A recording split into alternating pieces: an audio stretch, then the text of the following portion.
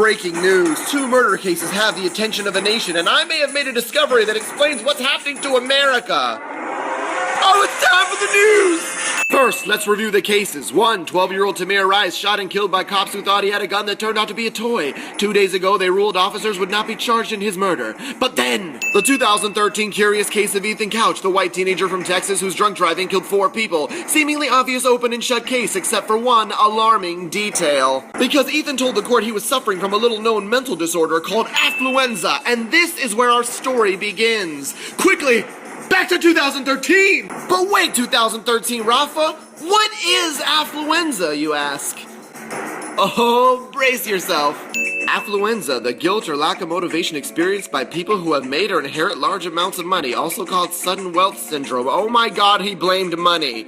But the Ethan Couch case brings to light a much larger problem. And no, it's not the use of a fictional disease to grant immunity to a murderous drunk driving teen. It's much deeper. Because after reviewing these seemingly unrelated headlines of the day, something struck me. Affluenza may be the newest plague sweeping the nation.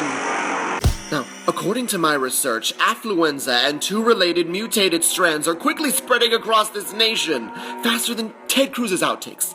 Let's review. The first mutation is a strand called whiteabetes that attacks mostly whites with a misfortune deficiency, leading to selective social blindness and indifference if gone untreated. Here are photos of the most recent documented cases of affluenza outbreak, and then the most recent mutation of whiteabetes, which explains Iggy Azalea. But my research around the newest Tamir Rice shooting suggests that there may be a new, third, stronger strand of affluenza spreading throughout the police force, which I'm calling acute blackemia. Acute blackemia is the newest strand of affluenza which causes police to violently attack anyone black or brown with their affluenza and or whiteabetes.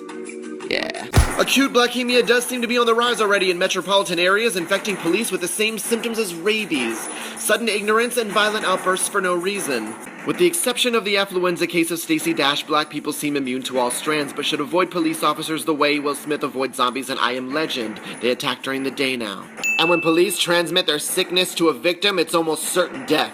And there are numerous cases to support my thesis of their illness. And whiteabetes continues to attack our society's most vulnerable to it, other white people. The strand itself has the most dangerous symptom of all. It convinces its host it doesn't exist. Let's hope that Ethan Couch's documented affluenza and Tamir Rice's death at the hands of acute blackemia and possibly whiteabetes helps us fight this disease. But until then, I have a request. While a court just determined that the officers were not acting out of protocol when they murdered 12-year-old Tamir Rice, I urge the Center for Disease Control to test the blood of both the officers and the judge who made that call.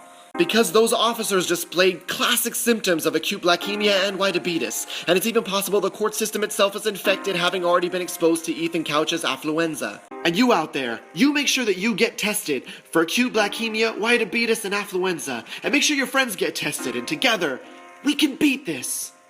And that's it for today's Rafa Ticks. DM me your compliments, and remember, stupidity is infectious, but so is intelligence, so spread the word, yeah.